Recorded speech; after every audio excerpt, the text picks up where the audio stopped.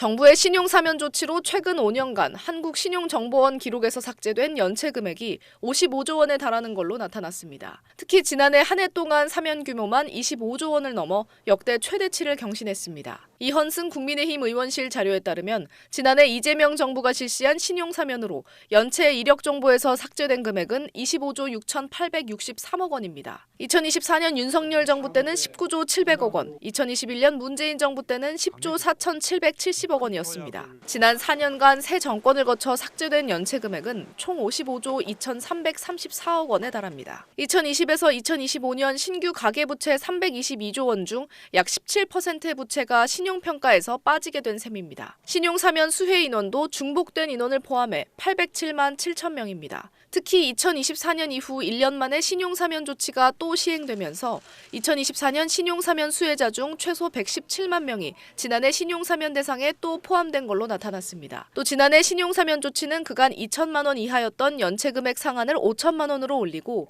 연체 삭제 대상 기간도 2020년 1월부터 2025년 8월까지로 대폭 늘려줬습니다. 이 때문에 지난해 개인 사업자 연체 금액 상환액이 8배 급증했는데 연체 금액을 상환하면 연체 기록을 삭제해주는 신용사면 혜택을 누리기 위한 걸로 추정됩니다. 빚 자체를 탕감해준 건 아니지만 정부가 연체 이력을 반복적으로 신용사면해주면 신용질서가 교란될 우려가 있다는 지적이 나옵니다. 일각에선 코로나19 때 급격히 확대됐던 사업자 대출의 부실이 가시화된 것 아니냐는 지적도 제기됩니다. 코로나19가 본격 확산된 2020년부터 2022년까지 정부가 코로나19 피해 중소기업과 소상공인을 대상으로 대출해준 금액은 최소 100조 원으로 추산됩니다. 2024년 감사원은 당시 대출 심사가 서류 증빙도 없이 사업자 면담만으로 대출 허가가 나는 등 부실하다고 지적하기도 했습니다. SBS 김민정입니다.